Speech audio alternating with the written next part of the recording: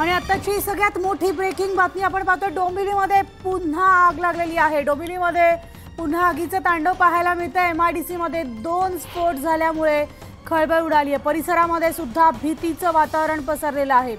डोंबिवलीमध्ये पुन्हा एकदा आगडोंब झालेला असून डोंबिवली एमआयडीसी मध्ये पुन्हा आग लागली आहे। 2 ब्लास्ट झाल्याची प्राथमिक माहिती समोर येते। आमचे प्रतिनिधी अजित मांढरे आपल्या सोबत आहेत। अजित, काय सध्याची प्राथमिक माहिती? मनाली, आपल्याला माहिती आहे की डोंबिवली मधला स्टार कॉलनी या भागामधला फेज 2 अख्ख्या डोंबिवली एमआयडीसी मध्ये हा एकच फेज 2 असा जो आहे सोनारपाड्याचा, ज्या ठिकाणी आतापर्यंत जे सर्व ब्लास्ट झालेले ते याच भागात झालेले आहेत।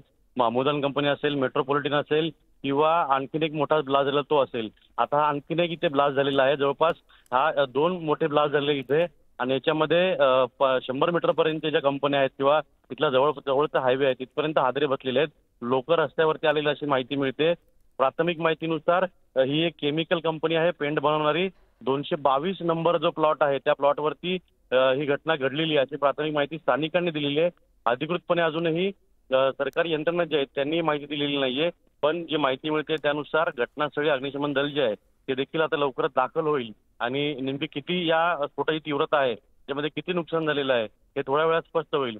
पण वारंवार डोंबिवली एमआयडीसी मधल्या या संपूर्ण परिसरामध्ये आपण जर पाहिलं तर ह्या गेल्या 2 ते 3 महिन्यामध्ये हा 3रा ब्लास्ट आहे कंपनीमध्ये, ज्यामुळे मोठं नुकसान होतंय।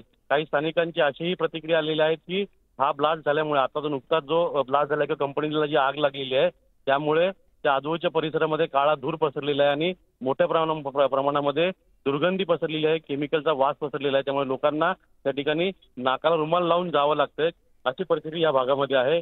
आता लवकरच तिथे अग्निशमन दल येतील आणि किती नुकसान झालेलं आहे किंवा आग किती लवकर आटोक्यात येईल हे स्पष्ट होईल।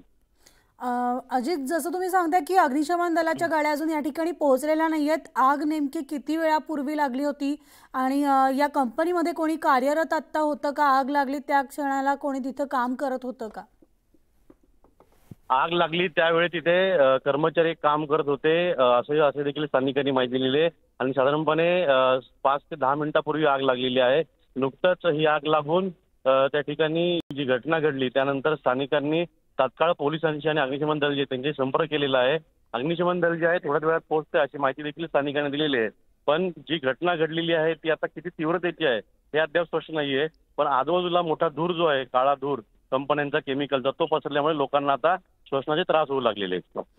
अजित, जसं म्हणाल की या कंपनीमध्ये काही लोक काम करत होती, ज्या क्षणी आग लागली तर अजूनही काही लोक अडकल्याची तिथे भीती व्यक्त होतीये। अग्निशमन दलाची गाड्या ज्या आहेत त्या काही वेळामध्ये पोहोचतील, मात्र परिसरामध्ये भीतीचं वातावरण निर्माण झालेलं आहे। तिथले सगळे अपडेट्स अजित घेत राहू। तुर्तास धन्यवाद।